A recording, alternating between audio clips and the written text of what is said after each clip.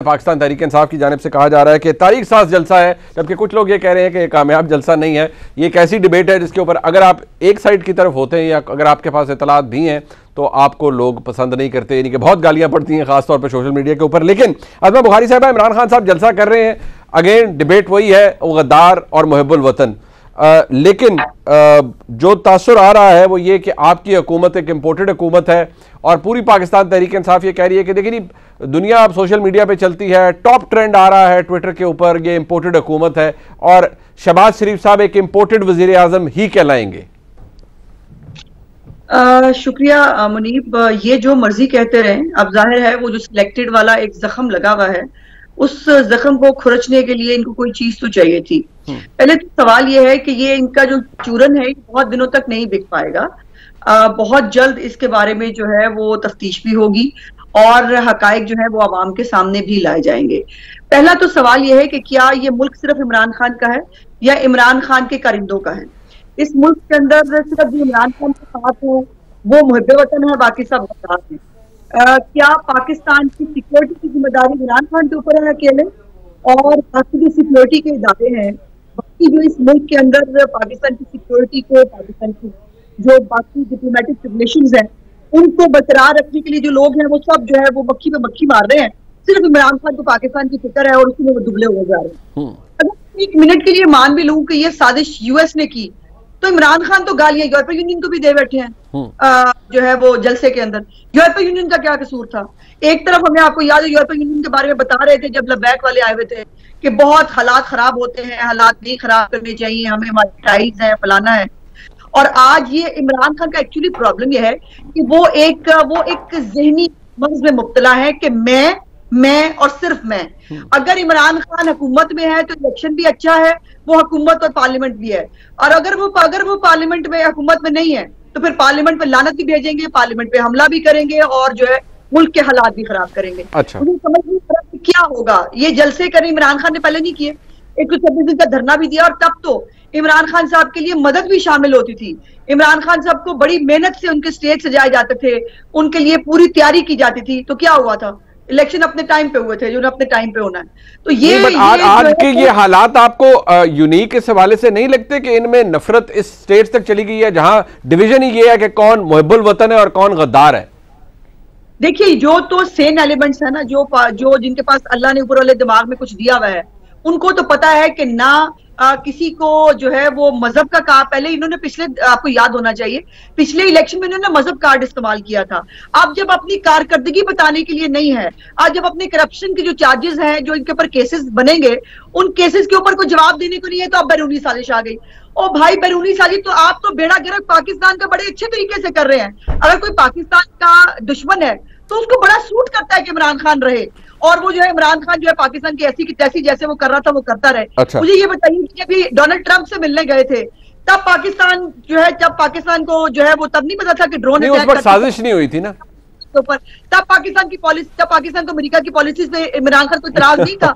उस वक्त तक आप लोगों ने साजिश नहीं की थी अमेरिका के साथ मिलकर, आप कर ली तो अब इमरान खान साहब कर रहे हैं, लताड़ रहे हैं आपको भी और अमेरिका को भी। इमरान खान, पहले तो ये मुझे समझ नहीं आती, पहले इनका नैरेटिव था कि इनके खिलाफ जो है वो एस्टेब्लिशमेंट साजिश कर रही है, फिर ये है कि मेंबर खरीदे गए, फिर ये हुआ कि अदलिया इनके साथ साजिश कर रही है, फिर वो बाद में अमेरिका भी आ गया। और भाई पहले तय तो कर लो तुम्हारे खिलाफ साजिश की किसने है। इनको इनके इत्तेहादियों ने जो है वो इनको रिजेक्ट किया, जो इन इत्तेहादियों के सिर के ऊपर ये हुकूमत बना के बैठे थे, उन्होंने हुकूमत से फारिग कर दिया ना पैसों में। उनके हिसाब से तो वैसे क्लियर है कि साजिश आपने की है बैरूनी ताकतों से मिलकर। But let's move on. मैं जरा परवशा बीबी, एक ये इंपॉर्टेंट है क्योंकि जितनी नफरत इंजेक्ट कर दी गई है, बदकिस्मत बात यह है कि गंद भी उछाला जा रहा है। और फिर जो गुज़िश्ता रोज वाकयात हुए मैरियट होटल के अंदर, फिर आज जब जिस तरह ताड़ साहब ने कहा कि अगर ऐसा किया जाएगा तो जवाब भी ऐसा आएगा, कुछ रुकेगा नहीं शायद। अब ये नफरत, इसको कोई रोक सकता है जो कि इस वक्त भरी जा रही है पाकिस्तान की सियासत में? बिस्मिल्लाहिर्रहमानिर्रहीम। मुनीब, दरअसल सबसे पहले मुझे आपने एक क्लिप चलाई, इंतहाई घटिया ज़बान, उसमें एक साबिक वफाकी वज़ीर बोल रहा था। अब चूंकि वो क्लिप चली है तो मैं उसका जवाब जो है मेरा देना जो है वो बनता है, क्योंकि मैं इस वक्त पार्टी को रिप्रेजेंट कर रही हूँ और वो घटिया गुफ्तगू जो है उसके पहले मैं आप मुझे 1 मिनट दीजिए कि मैं उसका जवाब दूँ। बात यह है कि ये जो वज़ीर ये बात साबिक वज़ीर ये बात कर रहा था, इसके ऊपर KPK के अपने लॉ मिनिस्टर PTI के जो है इसरार गंडापुर, उनके कत्ल का इल्ज़ाम उनका भाई जो शायद अभी भी सर्विंग ऑफिसर है KPK में, वो लगाते हैं खुल्लम खुल्ला। ये वो शख्स है कि जिसकी ज़बान से न किसी आदमी को न किसी औरत को अमान हासिल है, और जो बड़े बड़े शैतान सुना है हमने, अल्लाह ताला का हुक्म है कि कैद हो जाते हैं पहली रमज़ान से ही। ये कैसे अनोखा शैतान है कि जो रमज़ान में भी कैद नहीं है। मैं पूछना ये चाहती हूँ इससे कि भाई तुम किसकी बदवाओं का नतीजा थे जो तुम इस मुल्क पर मुसल्लत हुए? आखिर तुम भी तो किसी की बदवाओं का नतीजा हो ना। जो तुम दूसरों की औलादों को बदवाओं का नतीजा कहते हो, तो तुम किसकी बदवाओं का नतीजा थे? और तुम तो इंसानों में भी शुमार नहीं होते। जो तुम्हारी आवाज़ है वो इस कदर आवाज़ ही बदनुमा है, बाकी चीज़ों पर मैं कॉमेंट नहीं करती। आवाज़ इतनी कानों पर जो है वो भारी है कि हदीस है कि जब गधे के बारे में हदीस शरीफ है कि जब गधे के जो है शैतान को देखता है तो वो इस तरह की आवाज़ें निकालता है। तो जब ऐसी आवाज़ें गधा निकाल रहा हो तो फिर अल्लाह से पनाह मांगो उस वक़्त औज़ु बिल्लाहि मिनश शैतानिर रजीम को। इसलिए अब जो भी जिसने भी देखा है वो औज़ु बिल्लाहि मिनश शैतानिर रजीम कहें। दूसरी बात ये है कि ये जो नैरेटिव फैला रहे हैं ये फसाद फिल अर्ज के जुमरे में आता है। जो ये करना चाह रहे हैं वो बिल्कुल साफ है।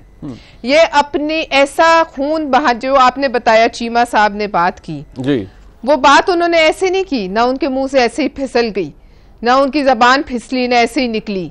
ये एक बिल्कुल सोचा समझा प्लान है, और वो प्लान यही है जो हमें नजर आ रहा है जगह जगह। आपने बताया आज कोई कत्ल हुआ, मुझे उस कत्ल का इल्म नहीं है कि वो हुआ, लेकिन ये उसी तरफ जो है ये लोगों को जो है पुश करना चाह रहे हैं। अब जो इनकी बैरूनी साजिश है, अगर ये बात मैं मान लूँ कि अमेरिका के खिलाफ साजिश है, तो सबसे पहले तो इनको चाहिए कि जो इनके सपोर्टर्स और वोटर्स और इनके ख़ानदान वाले भी बाहर बैठे हुए हैं लंदन में, वो जाएं अमेरिका की एम्बेसी के सामने ज़रा मुजाहरा तो करें ना, पता तो चले। आप इतने बड़े मुजाहरे कर रहे हैं पूरी दुनिया में, क्यों नहीं आप वहाँ जाते जिन्होंने आपके खिलाफ साजिश की?